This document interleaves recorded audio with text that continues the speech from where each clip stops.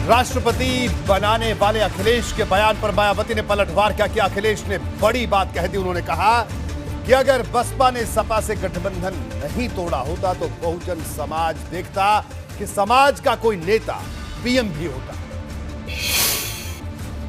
जो उन्हें सम्मान हक मिलना चाहिए था, शायद भारतीय जनता पार्टी उस हक और सम्मान को छीन रही है। ये भी बहुजन समाज पार्टी को याद रखना चाहिए।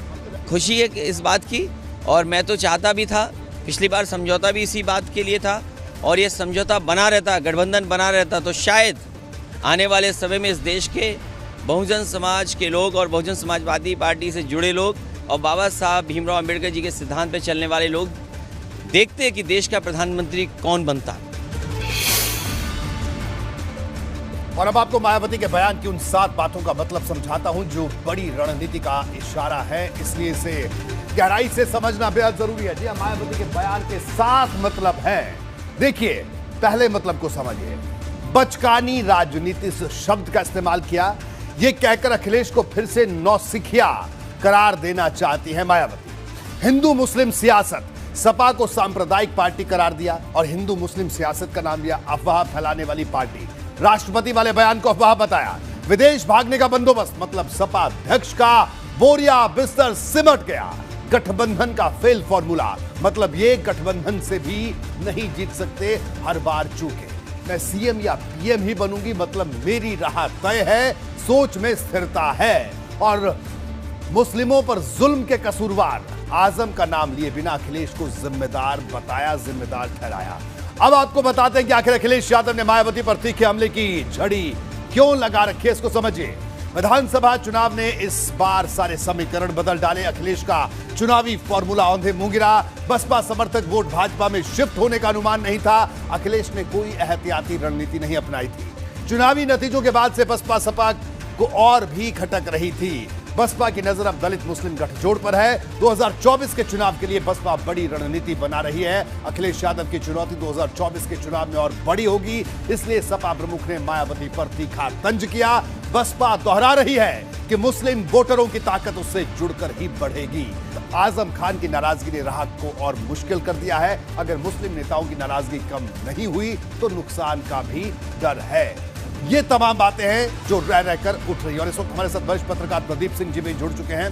प्रदीप जी, आपका स्वागत है बीपी गंगा में। प्रदीप जी, मायावती ने आज जो कुछ कहा, दरअसल अखिलेश यादव ने कल बयान दिया था, इसको किस तरह से देखा जाए कि दोनों लोग अपने अपने वोट बैंक की राजनीति से परेशान है, क्योंकि जो इस बार के विधानसभा चुनाव के नतीजों ने जो संदेश दिया है वो बड़ा संदेश है, और इसके बाद अब अपनी अपनी जमीन बचाने की कवायद है। किस तरह से देखा जाए इस बयानबाजी को? देखिए रोहित जी, बीजेपी ने पिछले 4 चुनाव, 2014 का लोकसभा, 2017 का विधानसभा, 2019 का लोकसभा फिर और 2022 का विधानसभा चुनाव जीतकर एक बात स्पष्ट कर दी है, उत्तर प्रदेश में वो जो है सबसे बड़ी पार्टी और सबसे मजबूत पार्टी के रूप में उभर चुकी है, और उसके मुकाबले में बाकी दलों को आने के लिए बहुत मेहनत कर रही है। दूसरा, 2022 के जनादेश का संदेश ये है कि उत्तर प्रदेश में एक ही रीजनल पार्टी जो है वो आगे बढ़ सकती है, या तो सपा बढ़ेगी या बसपा बढ़ेगी जी। दोनों एक साथ, अभी तक जो उत्तर प्रदेश की राजनीति में था, दोनों पार्टियां जो है आप आपस में प्रतियोगिता करती थी, दोनों की अच्छी स्थिति रहती थी, वो अब नहीं होने वाला। तो मायावती को समझ में आ रहा है कि अगर उनकी पार्टी को उनको रिवाइव करना है, उसको आगे बढ़ाना है, बीजेपी से मुकाबले में लाना है, तो सपा को नीचे गिराना होगा। यही बात अखिलेश यादव कोशिश कर रहे हैं कि अगर उनको जो है चैलेंजर बने रहना है बीजेपी के खिलाफ, तो बहुजन समाज पार्टी का और नीचे जाना जरूरी है। तो ये प्रतियोगिता जो हो रही है ये सर्वाइवल की है दोनों पार्टियों के बीच में, कि बीजेपी के खिलाफ सर्वाइव कौन करेगा, और इसकी परीक्षा बहुत जल्दी होने वाली है। 2024 में अब ज्यादा दिन नहीं रह गए हैं, 2 साल से भी कम समय अब रह गया है। तो ऐसे में दोनों पार्टियों पर आपसी हमले आपको आने वाले दिनों में और तेज होते हुए दिखेंगे। जी प्रदीप जी, एक और अहम सवाल इस बयानबाजी के बीच में, मायावती ने भी साफ तौर पर मुस्लिमों का जिक्र मायावती ने खास तौर पर किया। और अखिलेश यादव भी, हालांकि इस चुनाव में उनकी स्ट्रेटजी थोड़ी अलग थी। तो क्या यह माना जाए कि मायावती की भी एक कोशिश है कि मुस्लिम दलित गठजोड़ बन जाए किसी तरीके से गोलबंदी हो जाए 2024 से पहले? बिल्कुल उनकी कोशिश होगी। देखिए, दलित समाज 21-22% है उत्तर प्रदेश, यादव समाज 9-9.5% है। तो वो मुसलमानों को बताने की कोशिश कर रही हैं कि अगर हम और आप मिले, पूरा दलित समाज हमारे साथ आ जाए और मुसलमान मिल जाए तो ये विनिंग कॉम्बिनेशन बन सकता है, या कम से कम बीजेपी को कड़ी चुनौती तो दे ही सकती। लेकिन उनको ये बात समझ में आ रही है कि जो अखिलेश यादव को मैक्सिमम सपोर्ट देकर मुसलमानों ने देख लिया कि वो बीजेपी को नहीं हरा पाए जी। तो बीजेपी को हराना अगर चाहते हैं तो समाजवादी पार्टी के साथ रहने से आप वो नहीं कर पाएंगे। तो अब एक मौका हमको भी दीजिए, हमारे साथ आकर देखिए, हम कोशिश करते हैं बीजेपी को हराने की। ये वो मैसेज देने की कोशिश कर रहे हैं मुस्लिम मतदाताओं जी। बिल्कुल प्रदीप जी, एक और अहम बयान हम आपको सुनाते हैं, उस बयान के मायने भी जानने की कोशिश करेंगे। आजम के मुद्दे पर भी बसपा प्रमुख ने अखिलेश पर इशारों में तंज किया। सपा अध्यक्ष इसका मतलब समझ गए, शायद इसीलिए उन्होंने आजम खान को लेकर पार्टी और अपना रुख एक बार फिर साफ किया। सुनिए। मैं इस बात में बहुत साफ कर दूं, समाजवादी पार्टी पहले दिन से आदरणीय आजम खान साहब के साथ खड़ी है।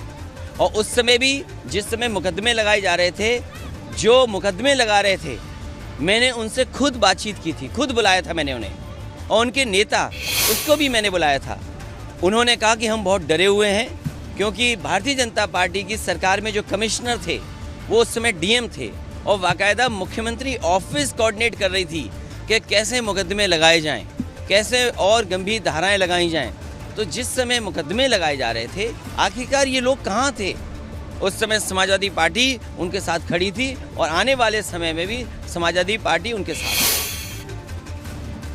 प्रदीप जी, एक बार फिर से आजम खान को लेकर अखिलेश यादव ने बाकायदा बयान उन्होंने दिया।